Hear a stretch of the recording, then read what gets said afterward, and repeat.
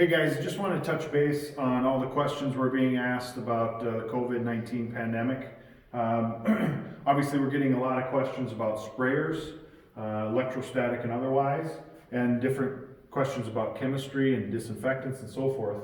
But I just want to remind everybody and make sure that you're reminding folks that the cleaning process is really what's critical here.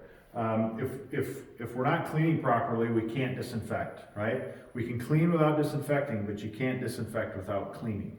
And so as we're focused on those highly touched objects, door handles, armrests, push plates, flush handles, handrails, keyboards, etc., we've got to properly clean and disinfect those first. That is the most important and most critical step, whether it's with a pre-treat type microfiber system or whether it's with just a standard spray and wipe system. That is going to be more important than that final step or last step of spraying down, which is really an insurance policy of anything we may have missed in our cleaning process. As we move to those sprayers, a lot of folks are calling asking about electrostatic sprayers of that type or misters and so forth. And there's obviously a limited supply of those at the moment.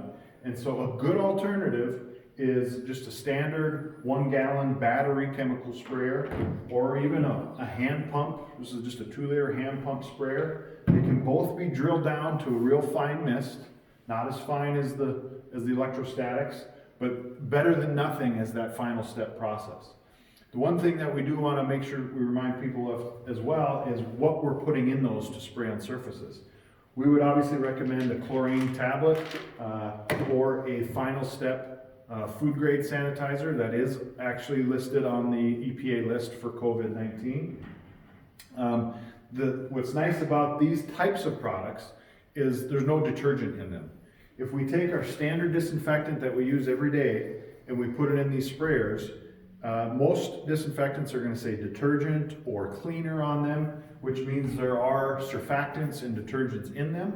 And when we spray those on surfaces as that final step, they're going to leave a film, and that film is going to attract more soil, more germs, more viruses, and we kind of get into a vicious cycle. Having said that, right now, because all of these types of products are in limited supply, if that's all you have to put in the sprayer to use, it's better than nothing right now. But you just don't want that to be your long-term procedure. And just as we wrap up here, I just want to make sure we reiterate that the process is really what's going to solve the problem. It isn't going to be a magic chemical or a magic sprayer. It's the process. Are we cleaning and disinfecting properly? Do we have a procedure in place? Are we focused on outcomes? Those are the things that are going to create the types of outcomes that we want. And in the future, when we have the next pandemic, we've almost got our pandemic response plan built into our cleaning program already. And that's what we want to help people accomplish. Thank you.